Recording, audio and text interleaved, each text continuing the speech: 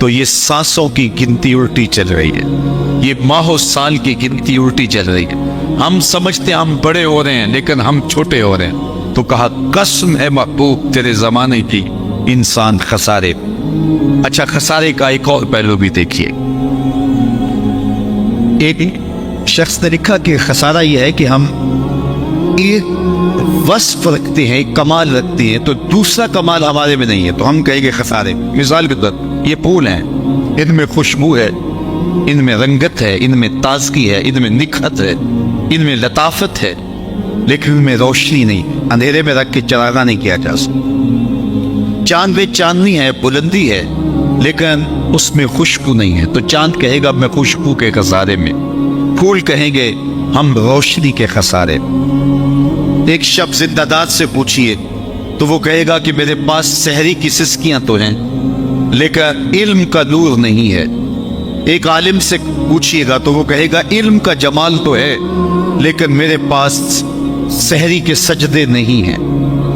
ایک بچے سے پوچھئے، وہ کہتا ہے میرے پاس بچپنے کی معصومیت تو ہے لیکن جوانی کا زور نہیں ہے. ایک جوان سے پوچھئے، وہ کہتا ہے جوانی کا باقپن تو ہے لیکن بڑھاپے کے تجربے نہیں. ایک بوڑھے سے پوچھئے، وہ کہتا ہے بڑھاپے کے تجربے تو ہیں لیکن کیا کروں بچپنے والی موج نہیں رہی. وہ اپنی خوشی سے آنا، وہ اپنی خوشی سے جانا. اقبال کہتا ہے جم پیشے زنجیر در سے لطف آتا تھا مجھے. آج تو نغمے بھی نہیں نہ بہلاتے، اس وقت کوئی کنڈی ہلا کے چلا جاتا تو اس سے بھی مزہ لیتے تھے. اپنے جل جانے کا بھی احساس نہیں تھا، جلتے ہوئے شعلوں کو چھیڑا کرتے تھے. اب تو ایک آنسو بھی باعث رسوائی ہے، بچپن میں جی بھر کے رویا کرتے تھے. وہ کیسا زمانہ تھا. آج دنیا چاند پہ پہنچنے کے لیے بے چین ہے، وہ زمانہ تھا ہم خود ہی چاند ہوا کرتے تھے. وہ کاغذ کی کشتی، وہ بارش کا پانی، کیسا منظر. کسی نے کہا یہ دولت بھی لے لو، یہ شہرت بھی لے لو، بھلے چھین لو مجھ سے میری جوانی، مگر مجھ کو لوٹا دو بچپن کا ساون. وہ کاغذ کی کشتی، وہ بارش کا پانی.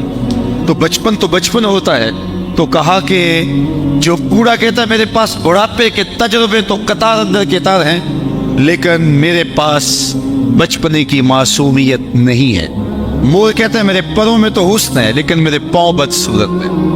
بلبل کہتی ہے میری آواز میں تو جادو ہے لیکن میرے پنجوں میں زور نہیں ہے. شیر کہتا ہے میرے پنجوں میں تو زور ہے لیکن میں اڑنا نہیں جانتا. کوئل کہتی ہے میری آواز میں تو شیرینی بھری ہے لیکن میرا رنگ کالا ہے. ہر شے میں کوئی نہ کوئی کمی ہے، کوئی نہ کوئی خسارہ ہے.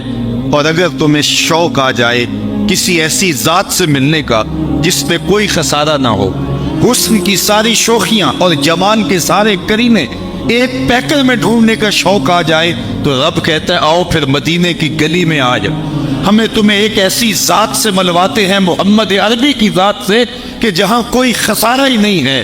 حسن یوسف دم عیسیٰ ید بیضا داری، آنچ خوباں ہما دارت تو تنہا داری. تم نے پھوٹتے جھرنوں کا حسن دیکھا ہوگا، تم نے بہتی ندیوں کا جمال ملاحظہ کیا ہوگا، تم نے کوئل کی دلکش آواز سنی ہوگی، تم نے پپیہے کی صدائے دل نواز سنی ہوگی، تم نے کوسے قضا کی رنگینیاں دیکھی ہوگی، تم نے دھنک کی شوخیاں دیکھی ہوگی، معصوم بچے کی مسکراہٹ دیکھی ہوگی، بوڑھے کے بالوں کی سفیدی کا حسن دیکھا ہوگا، تم نے پھوٹتے جھرنوں کا جمال دیکھا ہوگا، تم نے تتلی کے پروں میں قدرت کے رنگوں کی سنائی اور کاریگری کا جمال دیکھا ہوگا. لیکن یہ سارے رنگ اور سارے جمال ایک پیکر میں دیکھنا چاہتے ہو تو رب کہتا ہے اس کے لیے میں نے صرف ایک ذات محمد عربی کی بنائی.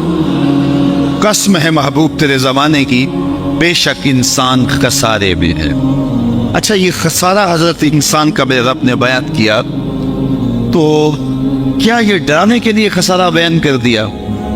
جب ایک مریض ہو اور اس کو کینسر جیسا مرض لاحق ہو تو ڈاکٹر اس کو یہ بتا کر کے کہ تیری زندگی کے تھوڑے دن رہ گئے ہیں تو اس کو خوف زدہ کرنے کے لیے نہیں کہتا. دو چیزیں ہوتی ہیں، یا مرض اس لیے بتاتا، اس کی سنگینی اس لیے بتاتا ہے تاکہ یہ اپنے علاج کی طرف متوجہ ہو سکے، یا پھر وہ ڈاکٹر اور مریض مسلمان ہوں گے تو وہ توجہ اس لیے مرض کی طرف دلاتا ہے کہ 10 15 20 25 دن تیری زندگی کے رہ گئے ہیں تاکہ اپنی آخرت کو سنوار لے اور سچی توبہ کر لے اور حقوق العباد کی تلافی کر لے۔ اللہ نے ہمیں ہمارا جو مرض تھا جو ہمیں لگا ہوا ہے، کوئی مانے یا نہ مانے، یہ مرض ہر ایک کو چاٹ رہا ہے۔ لمحہ لمحہ میں اور آپ موت کے قریب ہو رہے ہیں۔ ایک بزرگ فرماتے ہیں مجھے نہیں سمجھ آتی تھی کہ انسان خسارے میں کیا ہے۔ میں ایک دن سمرقند کے بازار سے گزر رہا تھا تو وہاں ایک آدمی پھٹے پہ رکھ کے برف بیچ رہا تھا اور وہ آواز بھی لگا رہا تھا۔ آج کل تو یہ پاپڑ بیچنے والے بھی کوئی آواز لگاتے ہیں، تو وہ پھٹے پہ رکھ کے برف بیچتا تھا اور ساتھ آواز لگا رہا تھا ارحموا ارحموا الا من یذوب راس مالہ، او گزرنے والو میرے پہ ترس کھاؤ، مجھ سے تھوڑی تھوڑی برف لیتے جاؤ، میں ایسا تاجر ہوں جس کا راس المال پگھل رہا ہے۔ کیونکہ برف ایک ایسا سودا ہے جو اپنے گاہک کا انتظار نہیں کرتا۔ آپ کپڑا بیچتے ہیں، آج گاہک نہیں آیا، ہو سکتا ہے کل 2 آنے مہنگا بیچ لیں۔ آپ پیٹرول بیچتے ہیں، آج گاہک نہیں آیا تو ہو سکتا ہے کل پڑا 6 روپے اوپر چلا جائے، آپ کروڑوں کے فائدے میں چلے جائیں۔ لیکن برف کل مہنگی بھی ہوگی تو ہوگی نہیں۔ تو وہ برف پھٹے پہ رکھ کے بیچ رہا تھا اور کہتا ارحموا ارحموا الا من یذوب راس مالہ، او لوگوں میرے پہ ترس کھاؤ، مجھ سے تھوڑی تھوڑی برف لیتے جاؤ، میں ایسا تاجر ہوں جس کا راس المال پگھلتا جا رہا ہے۔ جب اس نے یہ آواز لگائی نا تو قدم ٹھہر گئے۔ تو میں نے کہا کہ مجھے ان الانسان لفی خسر کا ترجمہ سمجھ میں آ گیا۔ جس طرح تیری برف پگھلتی جا رہی ہے میری زندگی پگھلتی جا رہی ہے، تیری برف قطرہ قطرہ پگھل رہی ہے اور میری زندگی سانس سانس پگھل، اور اب تو اس برف کو اب بیچ لے، اس برف کے بدلے درہم لے لے، دینار لے لے، پارچہ جات لے لے، کوئی غلہ لے لے تو تجھے فائدہ ہوگا۔ تو میں بھی اس برف کے ان سانسوں کے بدلے درود پڑھ لو، ان سانسوں کے بدلے کسی دکھی کے کام آ جاؤں، ان سانسوں کے بدلے سجدہ کر لوں تو یہ میری سانسیں کام آ جائیں گی، ورنہ سانسیں ٹوٹ رہی ہیں اور لمحہ لمحہ میں موت کے قریب ہو رہا ہوں۔ یہ خسارہ ہے انسان کی زندگی کا۔ اللہ کہتا ہے کہ یہ تم سودا تو خسارے کا کر رہے ہو، لیکن اگر تم بچنا چاہتے ہو اس خسارے سے، یہ زندگی تو ٹوٹ رہی ہے، تم سوئے ہوئے ہو پھر بھی ٹوٹ رہی ہے، تم جاگ رہے ہو تو پھر بھی ٹوٹ رہی ہے، تم سجدے میں پڑے ہو سانسیں پھر بھی گزر رہی ہیں، تم عیش و عشرت کر رہے ہو سانسیں پھر بھی گزر رہی ہیں۔ اب تمہاری مرضی ہے کہ سانسوں کے بدلے میں کیا خریدتے ہو، سجدہ خریدتے ہو، رکوع خریدتے ہو، قیام خریدتے ہو، عمل خیر خریدتے ہو، دکھی کی مدد خریدتے ہو یا آوارگی خریدتے ہو۔ تم نے سودا کرنا اپنی سانسوں کا، یہ ایک بار ملی اس کے بعد وہ سانس پلٹ کے دوبارہ نہیں آئے گی۔ تو سانسیں تو تمہاری ٹوٹ رہی ہیں، تو لمحہ لمحہ موت کے قریب ہو رہے ہو۔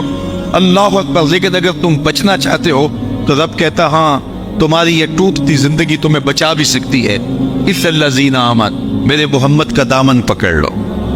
الا الذین آمنوا، خسارے سے بچنے کا راستہ بھی دیا۔ خسارے سے بچے گا وہ کہ جو حضور سے وابستہ ہو جائے گا، چونکہ الایمان یہ تصدیق بما جاء بہ النبی صلی اللہ علیہ وآلہ وسلم، حضور جو لے کر آئے ہیں اس کو ماننے کا نام ہے۔ یا ایک جملہ رک کے کہوں گا کہ حضور جو لاگ لے کر آئے ہیں اس کو جاننے کا نام ایمان نہیں ہے، اس کو ماننے کا نام ایمان۔ جاننے کو تو ابو جہل بھی جانتا تھا لیکن مانتا نہیں تھا۔ ایمان جاننے کا نام نہیں ہے، ایمان ماننے کا نام۔ اللہ نے فرمایا الذین آتیناہم الکتاب یعرفونہ کما یعرفون ابناءہم، وہ جانتے تھے جس طرح بیٹوں کو جانا جاتا ہے لیکن مانتے نہیں تھے۔ ایک اور جملہ سن لیجئے، دوسرے لفظوں میں یوں کہہ لیں، حضور سے ذہنی تعلق کا نام ایمان نہیں، قلبی تعلق کا نام ایمان۔ تو جاننے کو تو کئی جانتے تھے لیکن بات جاننے کی نہیں ہے، بات ماننے کی ہے۔ اللہ اکبر۔ اور مانا کیسے جائے؟ جیسے پھول کو بلبل مانتی ہے، یہ جانتی نہیں ہے، جانتی کو مکھی جانتی یہ پھول ہے، لیکن مکھی جانتی ہے مانتی نہیں ہے۔ تو بلبل مانتی ہے، پروانہ شمع کو مانتا ہے، قمری چاند کو مانتی ہے۔ تو ایمان جاننے کا نام نہیں، ماننے کا نام ہے۔ اور جب کسی کو مان لیا جائے پھر تن من لٹ جائے پھر مان لیا جاتا ہے۔ خدا قسم ہے محبوب تیرے زمانے کی انسان خسارے میں ہے، بچے گا وہ جو تیرے دامن سے وابستہ ہو جائے۔ وہ کسی زمانے میں چکی سے آٹا پیستے تھے، تو اب تو وہ ختم ہو گئی ہیں۔ تو کسی نے کم از کم جو میری عمر کے لوگ ہیں تو چکی دیکھی ہوگی، 2 پتھر ہوتے ہیں، نیچے والا ساکن اور جامد، اور اوپر والا متحرک، درمیان میں کلی ہوتی ہے، اس کی آس پاس خالی جگہ ہوتی ہے جہاں دانہ ڈالتے ہیں، ہم اپنی زبان میں اس کو گالا کہتے ہیں، اور پھر چکی کو گھماتے ہیں تو جو دانے اس کلی کے ساتھ جڑ کے لگے رہتے ہیں وہ بچ جاتے ہیں، اور جو کلی سے دور ہٹتے ہیں وہ پس جاتے ہیں۔ اللہ فرماتا ہے محبوب قسم تیرے زمانے کی انسان خسارے میں ہے، بچے گا وہ جو تیرے دامن سے جڑ کے رہے۔ دنیا پہ کتنے شہنشاہ آئے لیکن آج ان کا نشان بھی واقعی۔ آل ساسان نے 3150 سال ایران پہ حکومت کی۔ یہاں تو 5 سال کے لیے اسمبلیاں منتخب ہوتی ہیں اور 2 سال کے بعد حکومت ڈولنے لگتی ہے۔ 3150 سال ایک خاندان کو یکے بعد دیگرے 150 حکمران تخت نشین تھے، لیکن آج دنیا آل ساسان کا نام بھی نہیں جانتی۔ کہاں گئے خاقان، کہاں گئے تغلق، کہاں گئے ایبک، کہاں گئے فراعین مصر، کہاں گئے کیسر، کہاں گئے کسرا، آج قبروں کے نشان بھی موجود نہیں ہیں۔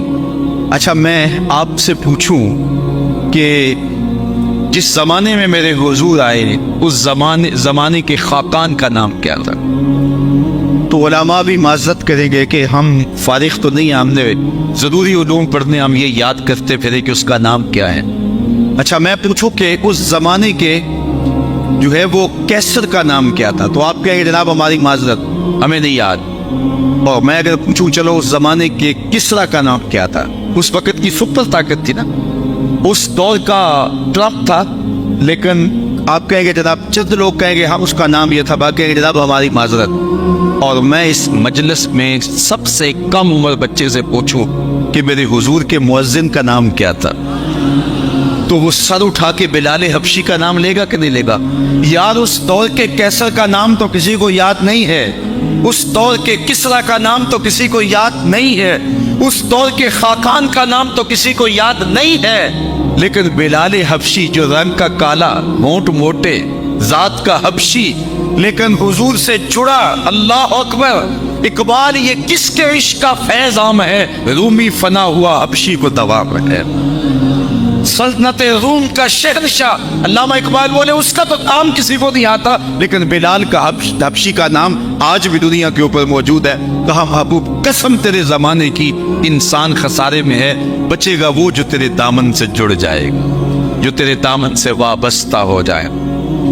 آپ لاہور تو کبھی کبھار جاتے ہوں گے تو راوی کے اس پار جہانگیر کا مقبرہ ہے، تو کبھی آپ وہاں گزرے تو عبرت کی نگاہ سے دیکھیے یا گاڑی کا رخ ادھر موڑ لیجیے۔ اتوار کے دن کچھ تھوڑی وہاں رونق ہوتی ہے چونکہ پارک بنا دیا گیا ہے، لیکن عام دنوں کے اندر وہاں بڑی اداسی ہوتی ہے۔ لیکن بالخصوص جو احاطہ ہے مزار کا، وہاں آپ چلے جائیں تو وہاں آپ کو حسرت پرستی دکھائی دے گی، جانوروں کی پڑی ہوئی پیٹیں ملیں گی، پھولوں کی پتیاں نہیں ملیں گے، قرآن پڑھنے والے لوگ نہیں ملیں گے، تاش کھیلنے والی ٹولیاں بیٹھی ہوں گی۔ یہ بر صغیر کا مطلق العنان حکمران تھا، پورے بر صغیر کا، افغانستان بھی شامل، اس کے اندر پورا ہندوستان، بنگلہ دیش اور پاکستان، اتنی بڑی راجدھانی کا حکمران، آج اس کی قبر پہ حسرتیں برستی۔ بالکل اس کے ساتھ اس کی محبوب بیوی ملکہ نور جہاں کا مقبرہ ہے۔ بادشاہ جب تخت پہ بیٹھتا تو پیچھے چادر جھانل لٹک رہی ہوتی ہے، ملکہ پیچھے بیٹھتی، بادشاہ کو کوئی فیصلہ اسے پسند نہ ہوتا، پیچھے سے کمر ٹھوکتی، فیصلہ بادشاہ تبدیل کر دیتا، جس کے اشارہ ابرو پہ ہندوستان کی تقدیر کے فیصلے لکھے تھے۔ آج اس کی قبر بھی اندھیرے میں ہے۔ ان کی اپنی بیٹی ہے زیب النساء، اس کا اپنا شعر لوح مزار